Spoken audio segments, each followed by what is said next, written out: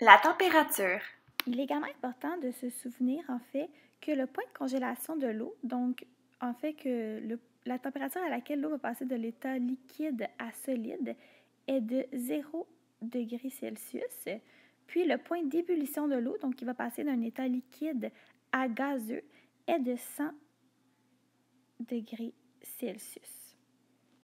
Finalement, la température est positive lorsqu'elle est supérieure, donc à 0 degré.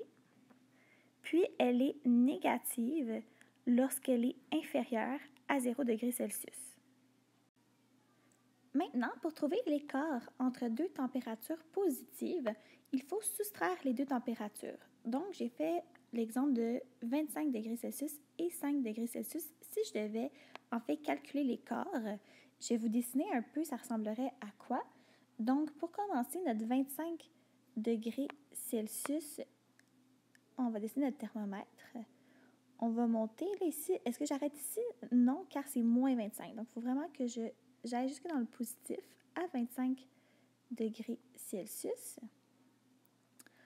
Ensuite, je dois aller jusqu'à 5 degrés Celsius, évidemment. Et j'arrête ici. Ce que je recherche, en fait, c'est l'écart entre les deux.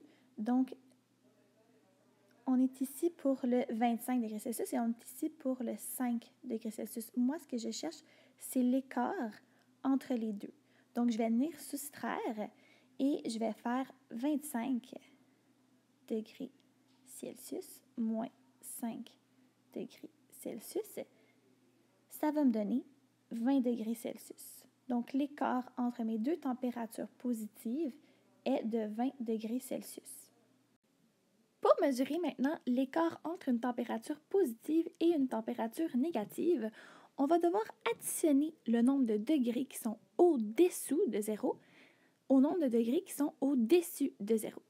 Donc ici, j'ai fait mon thermomètre, en fait, qui est à 15 degrés Celsius, puis j'ai fait celui qui est à moins 10.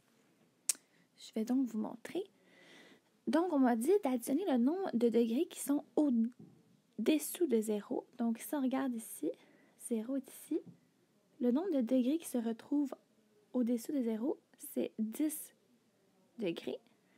Puis, le nombre de degrés qui se retrouve au-dessus de 0, c'est 15. Donc, je vais venir faire 15 plus 10, ça va me donner 25 degrés Celsius. Donc, j'ai un écart de 25 degrés Celsius entre mon moins 10 degrés Celsius et mon 15 degrés Celsius. Finalement, pour trouver l'écart entre deux températures négatives, on va soustraire le nombre de degrés au-dessus de 0. Donc, dans mon premier thermomètre, on part du 0, puis on va jusqu'à moins 15. Donc, on a 15 degrés qui sont sous le 0.